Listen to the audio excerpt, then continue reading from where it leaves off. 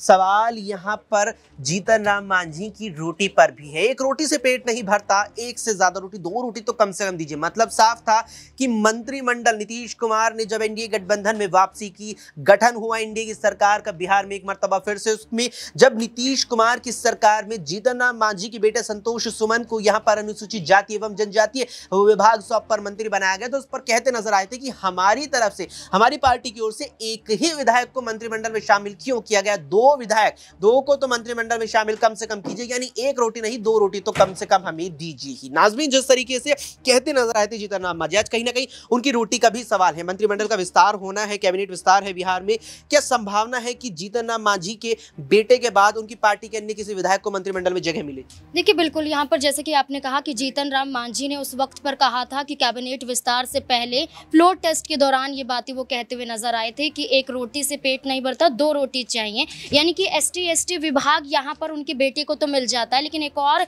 विभाग की मांग करते हुए नजर आते हैं। ग्रामीण विभाग की बात करें, उसकी मांग कर रहे हैं और अपने एक और विधायक को मंत्री बनाने की मांग करते हुए नजर आते हैं। लेकिन आप देखिए, 14 मार्च को कैबिनेट का विस्तार होना था, लेकिन अगर उन्हें लगता कि जीतन राम मांझी यहाँ पर बगावत कर सकते थे, नाराज हो सकते थे, तो ये फैसला या मीटिंग पहले ही हो जानी चाहिए थी। जीतन राम मांझी की, नीतीश कुमार की, चिराग पासवान की, यहाँ पर प्रिंस पासवान की, लेकिन मीटिंग नहीं होती है, कोई भी फैसला नहीं लिया जाता, नीतीश कुमार विदेश चले जाते हैं। तो सवाल ये उठता है कि यहाँ पर ना तो मीटिंग हुई, ना चर्चा हुई, अचानक सम्राट चौधरी चले जाते हैं यहाँ पर जीतन राम मांझी से मुलाकात करने के लिए। मुलाकात इसलिए ताकि कैबिनेट का विस्तार आसानी से हो सके आज के दिन के लिए, लेकिन सीटों को लेकर भी पेच फंसता हुआ नजर आ रहा है। कैबिनेट में एक विधायक को पहुंचाने की भी बात की जा रही है। लोकसभा सीट की बात करें, गया लोकसभा सीट की मांग यहाँ पर जीतन राम मांझी करते हुए नजर आ रहे हैं। लेकिन सवाल ये उठता है एनडीए की को लेकर कि एनडीए यहाँ पर पशुपति पारस की पार्टी के सांसद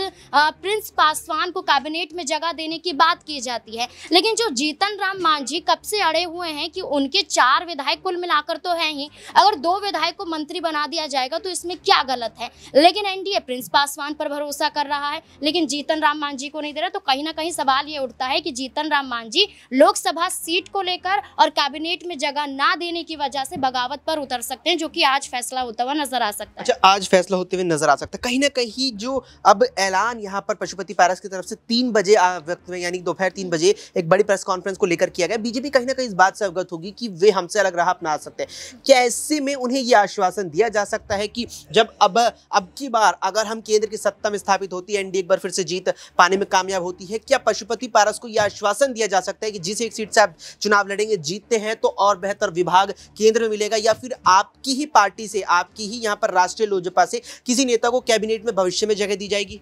देखिए, यहाँ पर बात तो पशुपति पारस को लेकर ये भी की जा रही थी कि यहाँ पर हम आपको राज्यपाल भी बना देंगे, लेकिन कई मांगे यहाँ पर पशुपति पारस के सामने एनडीए की तरफ से की गई, लेकिन पशुपति पारस को सिर्फ हाजीपुर सीट ही चाहिए। हाजीपुर सीट के अलावा कम से कम 3 से 4 और भी यहाँ पर सीटें लेने की मांग वो करते हुए नजर आते हैं। देखिए, सबसे पहले खेल क्या चलता है कि ये देखा जाता है कि एनडीए की तरफ से चिराग पासवान को खुश करा जाए। अगर चिराग पासवान नाराज हो गए तो वो वाकई आरजेडी का हिस्सा बन सकते हैं। तो ये कहा गया कि चलिए हम आपको हाजीपुर भी सीट दे देंगे, जमुई भी दे देंगे। वहीं पशुपति पारस को कहा जाता है हम आपको समस्तीपुर सीट दे देंगे, यानी कि आगे बढ़ाया जा रहा है, सीट आगे की जा रही है। हाजीपुर की सीट चिराग पासवान को और पशुपति पारस को समस्तीपुर की सीट, लेकिन तय कुछ भी नहीं हो पा रहा है। तो अब यहाँ पर एक और ऑफर किया जाता है एनडीए की तरफ से, हम आपको राज्यपाल भी बना देंगे, लेकिन पशुपति पारस एक ही बात को लेकर अड़े हुए हैं, यानी कि उन्हें वो सीट चाहिए ही चाहिए, चाहे आप लोकसभा चुनाव जीतने के बाद कोई भी फैसला कर ले,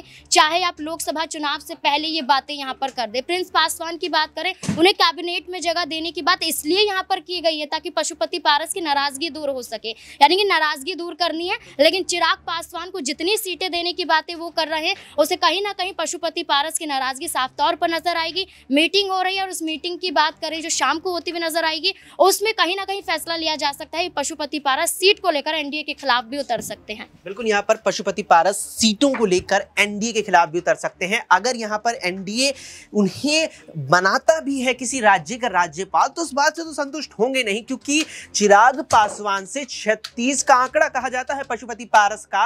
और जब हाल ही में बीजेपी के बिहार महासचिव से मीटिंग हुई थी पशुपति पारस की, बीजेपी की तरफ से प्रस्ताव पहले ये रखा गया कि आप दोनों एक हो जाइए और 6 सीटें करीब दोनों को मिलकर के बीजेपी दे देगी। इस पर पशुपति पारस ने साफ तौर पर बीजेपी को मना कर दिया था कि नहीं, चिराग के साथ एक होने का सवाल ही पैदा नहीं होता। अब ऐसे में अगर उन्हें यहाँ ऑफर राज्यपाल का दे भी दिया जाता है तो कहीं ना कहीं नाराजगी इस बात की तो रहेगी कि मुझे एक ही सीट ऑफर की है और चिराग पासवान को 5 सीटें दे दी। ऐसे में सवाल बिहार के इस पूरे सियासी संग्राम पर लगातार उठ रहे हैं। दिनेश हमारे सहयोगी है, जानेंगे दिनेश कि दिनेश, जिस तरीके से बिहार पर हर किसी की नजर बनी हुई है, रास्ता दिल्ली का लखनऊ से होकर गुजरता है, लेकिन कहा जाता है बिहार भी कहीं ना कहीं, बिहार को आप भुला नहीं सकते। 40 लोकसभा सीटें हैं, गठबंधन एनडीए गठबंधन ने लगभग सीटें तय कर ली है। ऐसे में पशुपति पारस पर पैनी नजर अब सबकी बनी हुई है। क्या वो तीसरा मोर्चा खोलेंगे अगर यहाँ पर सीट लगभग तय है कि एक से ज्यादा अब नहीं मिलेगा एनडीए से, या फिर महागठबंधन का रुख कर ही लेंगे?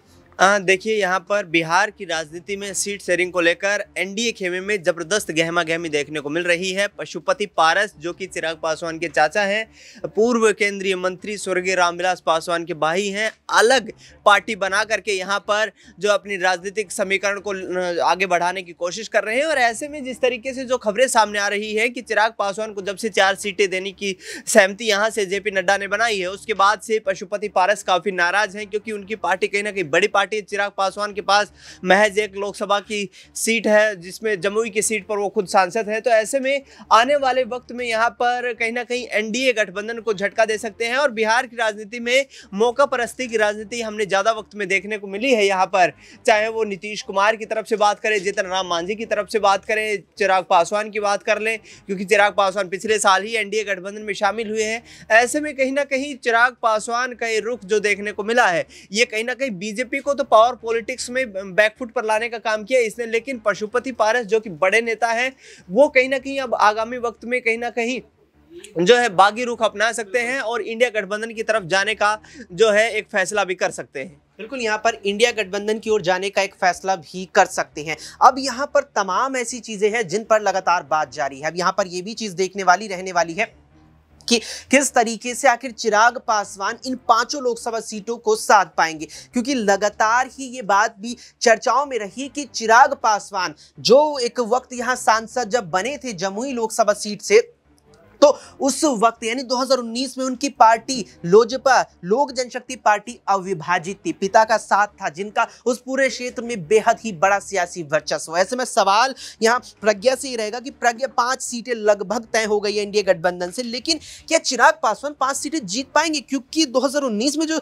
6 सीटें लोजपा ने जीती, अविभाजित लोजपा थी, रामविलास पासवान का सर पर हाथ था, चाहे पशुपति पारस के सर पर हो, चाहे बेटे चिराग के सर पर हो। क्या 5 सीटें चिराग जीत भी पाएंगे? बड़ा सवाल रहेगा। देखिए, वाकई में, और कहीं ना कहीं मुझे ऐसा लगता है कि पशुपति नाथ पारस की नाराजगी भी इसीलिए है कि 5 सांसद उनके पास है और आखिरकार चिराग पासवान जो इकलौते सांसद है अपनी पार्टी के, आखिरकार उन्हें किस बात पर 5 सीटें दी गई है। हालांकि बार बार दावा किया जा रहा है कि चिराग पासवान युवा नेता हैं और शायद इसीलिए एनडीए उन्हें इतनी ज्यादा तवज्जो देता हुआ भी नजर आ रहा है। लेकिन जिस तरीके से यहाँ पर नाराजगी पशुपति दिखा रहे हैं, मुझे लगता है कि वो काफी सही है, क्योंकि आंकड़ा यहाँ पर सबसे ज्यादा मायने रखता है और बिहार की सियासत में तो खास तौर पर। तो अगर पशुपति के पास सांसदों का आंकड़ा ज्यादा है तो फिर आखिरकार सीटें क्यों यहां पर चिराग पासवान को ज्यादा दी जा रही हैं, और इसका कोई ऐसा लगता है कि औचित्य भी नहीं बनता है। तो कहीं ना कहीं जो पशुपति कह रहे हैं उनकी बात में दम है, और मुझे ऐसा लगता है कि राज्यपाल बना देने का ऑफर कोई यहां पर वाजिब नहीं है, क्योंकि उनके पास 5 सांसद हैं तो कम से कम उन्हें 3 सीटें तो मिलनी चाहिए, और इसी बात को वो कह भी रहे हैं। तो मुझे ऐसा लगता है कि एनडीए को इस पर जल्द से जल्द फैसला लेने की जरूरत है, क्योंकि कहा जा रहा है कि आज वो बड़ा ऐलान कर सकते हैं। बिल्कुल, यहाँ पर बड़ा ऐलान कर सकते हैं। अब नजरें यहाँ पर बनी रहेंगी पशुपति नाथ पारस पर कि क्या वो यहाँ पर बड़ा ऐलान करेंगे। और अब जिस तरीके से यहाँ पर लगातार ये बात कही जा रही है कि चिराग पासवान को लगभग 5 सीटें बीजेपी आलाकमान ने एनडीए गठबंधन के तहत सौंप ही दी है, लेकिन क्या वे 5 सीटों को साध पाएंगे? क्या 5 सीटों पर अपनी पार्टी का परचम चिराग पासवान लहरा पाएंगे, या फिर बीजेपी अपना सर पे हाथ पहुंच जाएंगे? क्या बीजेपी हाथ मलती रह जाएगी कि आखिर क्यों हमने चिराग पासवान को 5 सीटें दी? इस पर आपकी क्या कुछ राय है, हमें कमेंट बॉक्स में कमेंट करके जरूर बताएं। साथ ही क्या पशुपति नाथ पारस एनडीए के साथ बने रहेंगे, या फिर अलग राह अपनी अपना लेंगे और झटका देंगे एनडीए गठबंधन को बिहार में? क्या कुछ इस पर आप सोचते हैं, कमेंट बॉक्स में हमें कमेंट करके जरूर बताएं। फिलहाल के लिए इस पेशकश में इतना ही। देश और दुनिया की तमाम खबरों के लिए आप देखते रहें SPN9 न्यूज।